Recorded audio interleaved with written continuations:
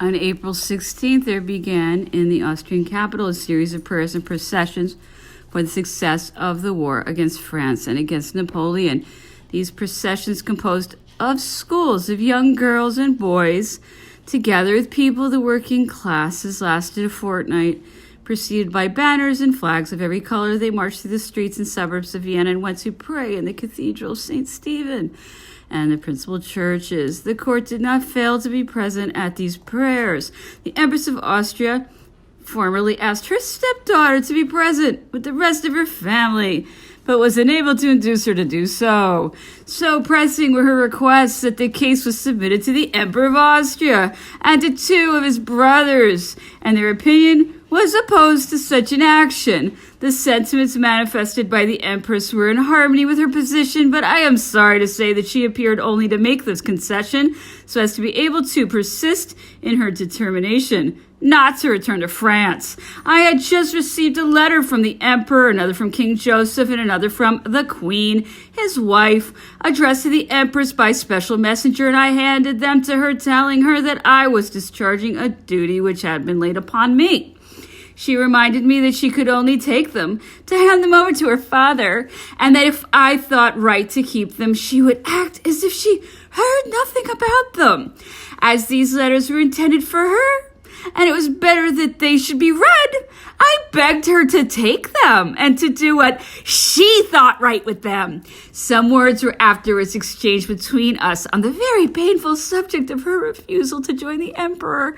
She answered with some vivacity, but, however, with her usual gentleness, that her resolution on this head was irrevocable.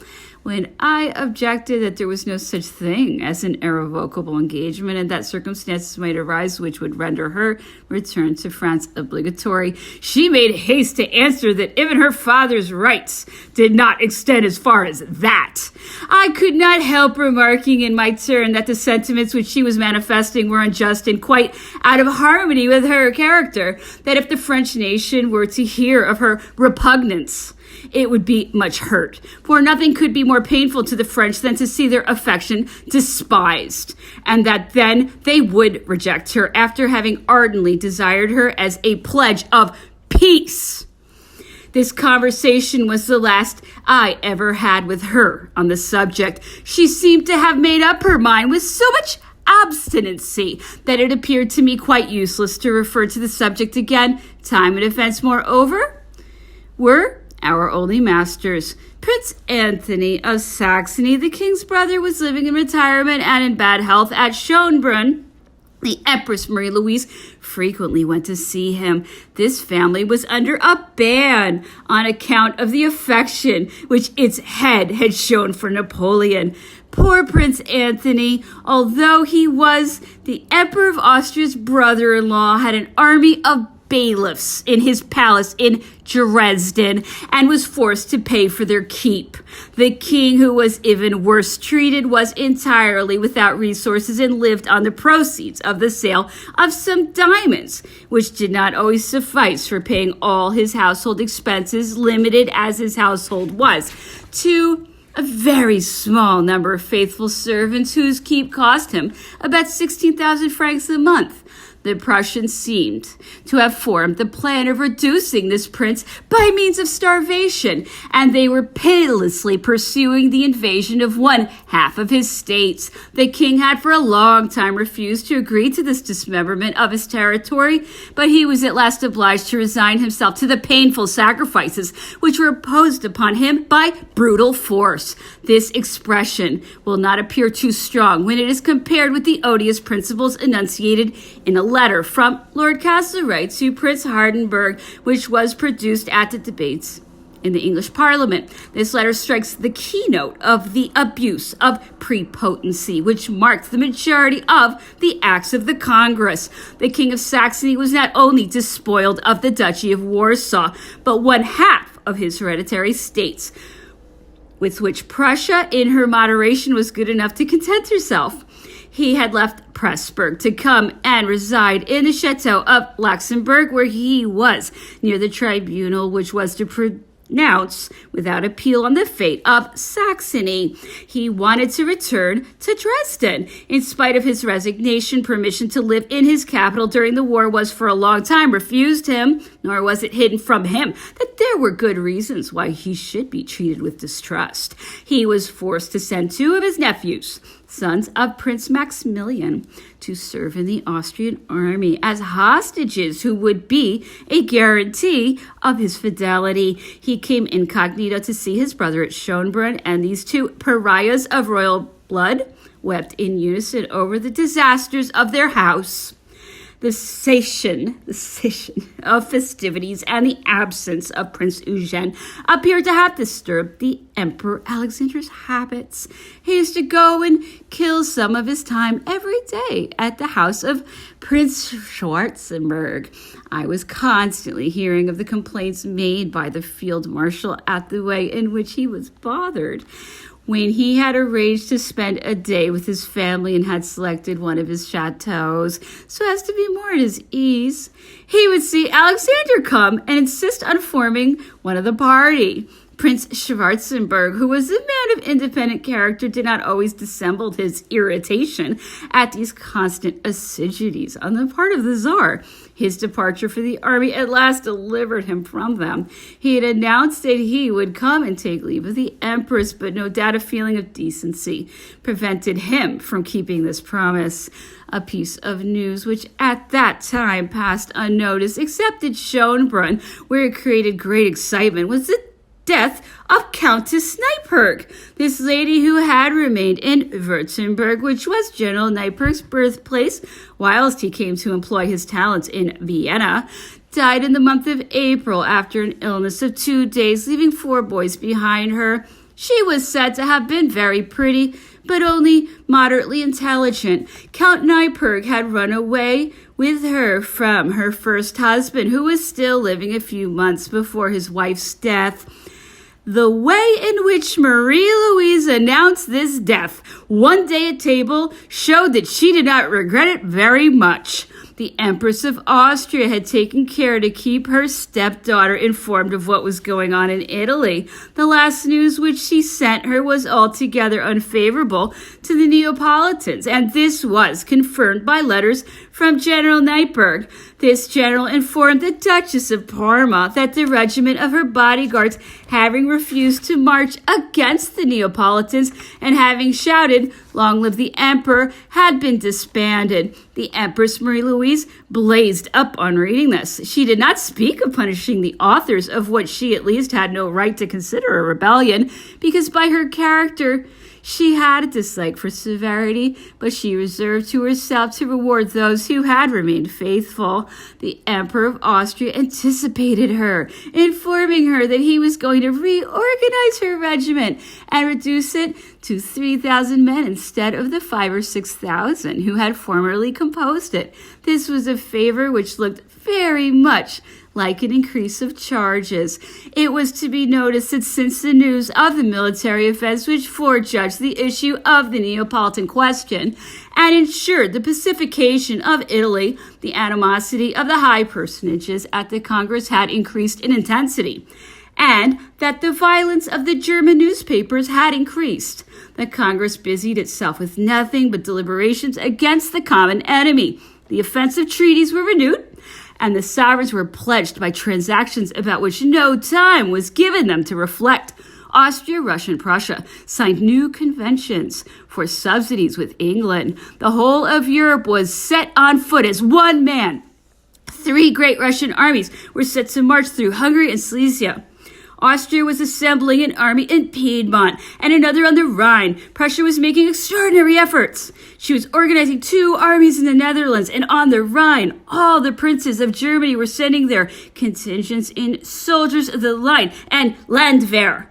England was landing troops in Holland. Spain was assembling troops. More than 1 million soldiers were marching against Napoleon. At last, on May 12th, all the powers confirmed their declaration on March 13th and declared war upon France if she recognized Napoleon as her sovereign.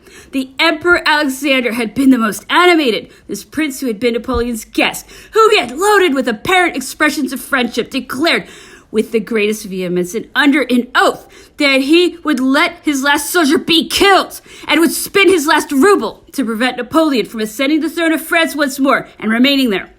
The decisive successes of the Austrians in Italy against King Joachim had dissipated the doubts which the Empress had had till then as to the fate of her states of Parma. No obstacle seemed in her eyes to stand in the way of her taking speedy possession of these territories. From that time on, all thought of returning to France was effaced from her mind, and all thoughts turned towards Parma. She occupied herself with unusual attention in studying the principal branches of the administration of the country, but above all the resources which it offered for private life. She informed herself with all details in the most comfortable way of establishing herself there, of the internal arrangements of the Palace of Parma, of the new disposal of rooms which would have to be carried out, of the summer country houses, and finally of the various improvements which could be carried out in the various residences. She gave orders for the organization of the ducal household and for the nominations to all the functions at court. These occupations, which I am far from speaking of in a spirit of blame, took up all her time during several days. She attached to her establishment in Parma the interest which is felt by a new landowner who, never having had the free disposal of the estates which she has inhabited, finds himself at last master of a domain where he is able to exercise an undivided authority. She planned out excursions to Florence, Genoa, Rome, Naples, where King Joachim would no longer be reigning, to England, etc., and annual visits to Vienna to see her son. This was the unvarying subject of her conversations. The official journal had published an edict on April 14th, ignored till then, by which the Duchess of Parma begged her father to administer the duchies provisionally in her name until circumstances would allow her to proceed there in person.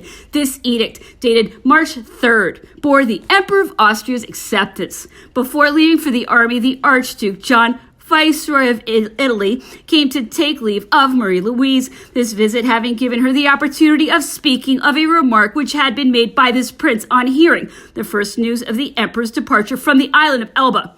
"My poor Louise, I am sorry for you. What I hope for you, and for all of us, is that he may break his neck." I could not help remarking to the empress that without any doubt she disapproved of such words. She admitted that these wounds were to be blamed, but she found that the feeling which had dictated them was excusable on the part of princes for whom the emperor's return to France was a great calamity.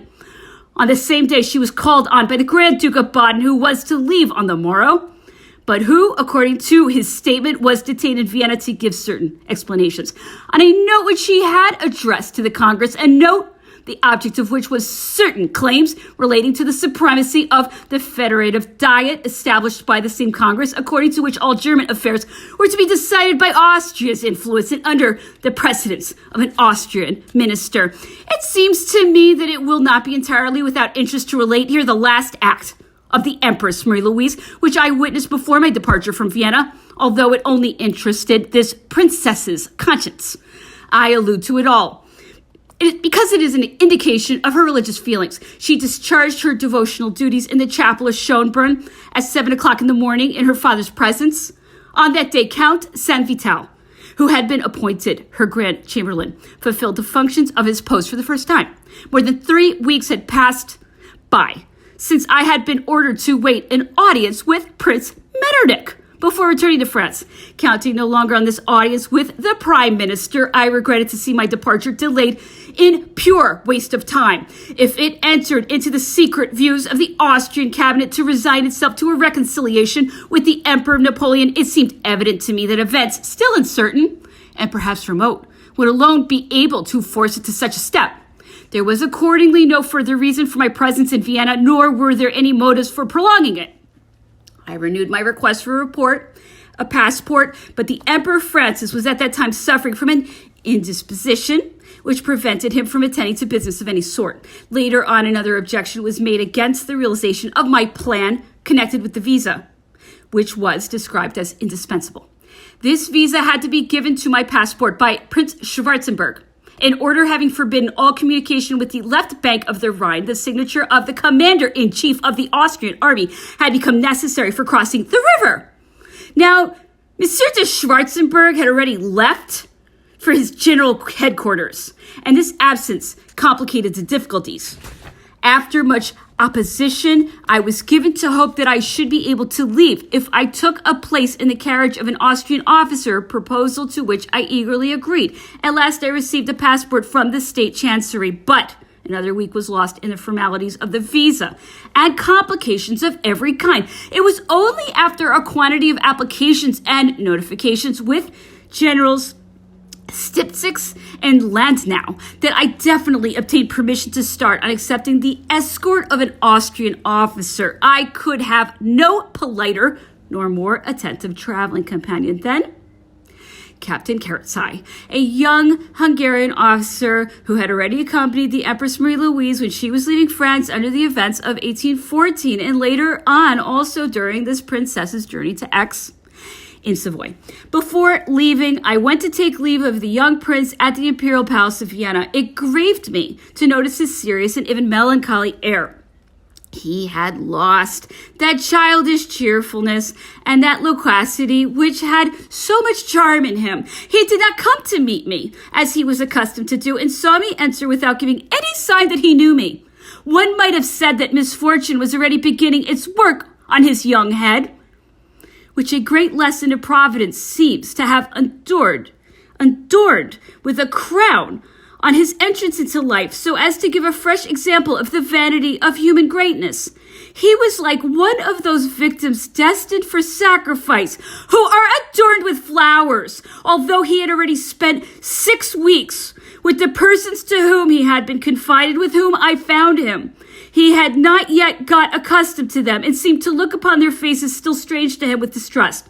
I asked him in their presence if he had a message which I could take for him to his father. He looked at me in a sad and significant way, then gently freeing his hand from my grasp, he withdrew silently into the embrasure of a window some distance off. After having exchanged some words with the persons who were in the drawing room, I approached the spot to which he had withdrawn, and where he was standing looking on with an attentive air. As I bent down to him to say farewell, struck with my emotion, he drew me towards the window, and looking at me with a touching expression, he whispered to me, "Monsieur Méneval, you will tell him that I am still very fond of him." The poor orphan already felt that he was no longer free, and that he was no longer with his father's friends.